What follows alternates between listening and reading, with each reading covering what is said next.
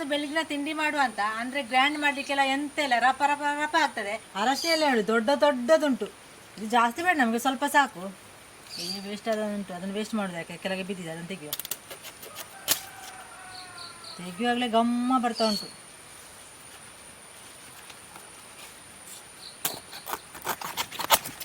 ಇದು ರವ ನೋಡಿ, ಇದರಲ್ಲಿ ಉಂಟಲ್ಲ ಚಿರೋಟಿ ರವ ಮತ್ತೆ ಬಾಂಬೆ ರವ ಒಟ್ಟಿಗೆ ಉಂಟು, ಸ್ವಲ್ಪ ಸ್ವಲ್ಪ ಇತ್ತು, ಅದನ್ನ ಒಟ್ಟಿಗೆ ಆಯ್ತಂದದ್ದು. ನಿಮಗೆ ಯಾವ್ದು ರವ ಕೂಡ ತಗೊಳ್ಬೋದು. ಇದನ್ನು ಸ್ವಲ್ಪ ನೀರಾಗಿ ತೊಳೆಯುವ.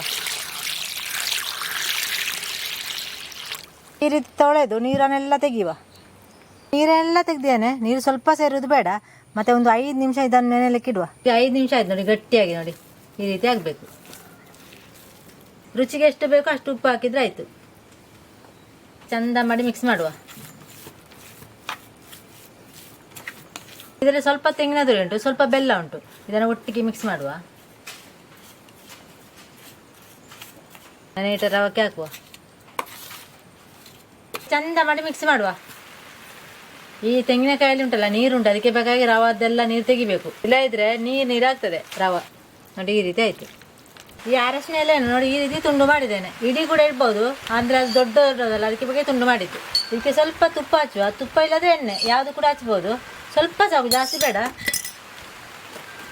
ತುಪ್ಪ ಹಚ್ಚಿದ್ರೆ ಟೇಸ್ಟ್ ಚಂದ ಇರ್ತದೆ. ಇದಕ್ಕೆ ಸ್ವಲ್ಪ ಹಿಟ್ಟನ್ನು ಹಾಕಿ, ಹಿಟ್ಟು ಕೆರೆ ಅಲ್ಲ ಸಾಕಾಗ್ತದೆ, ಸ್ವಲ್ಪ ಹಿಟ್ಟು ಹೀಗೆ ಹಾಕಿ ಹೀಗೆ ಮಾಡಿಸಿಟ್ರೆ ಆಯಿತು. ಸುಲಭ ಮಾಡಲಿಕ್ಕೆ ಕೂಡ. ಈ ಎಲೆ ಇಲ್ಲದಿದ್ದರೆ ಬಾಳೆ ಎಲೆ ಕೂಡ ಆಗ್ತದೆ, ಇಲ್ಲದ್ರೆ ಉಂಟಲ್ಲ ಬಾಳೆ ಎಲೆ ಕೂಡ ಇಲ್ಲದಿದ್ದರೆ ಬಟ್ಟಲು ಉಂಟಲ್ಲ, ಬಟ್ಟಲಲ್ಲಿ ಹಾಕಿಟ್ರೆ ಕೂಡ ಸುಲಭ ಆಗ್ತದೆ.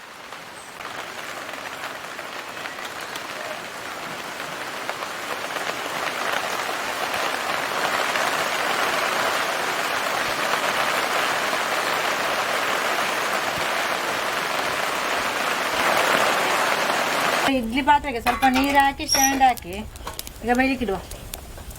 ಈಗ ಒಂದೊಂದೇ ಇಟ್ಟರೆ ಆಯಿತು.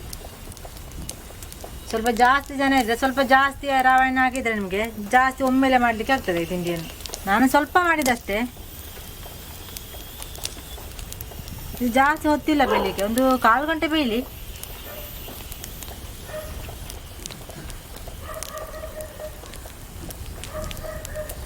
ಕಾಲು ಗಂಟೆ ಬೇಯಲಿ, 15 ನಿಮಿಷ.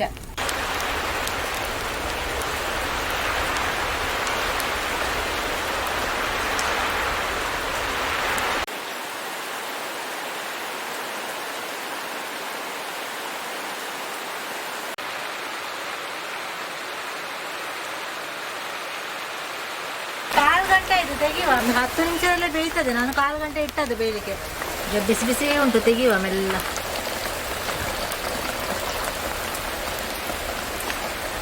ನೋಡಿ ಚಂದ ಉಂಟು ನೋಡ್ಲಿಕ್ಕೇನೆ.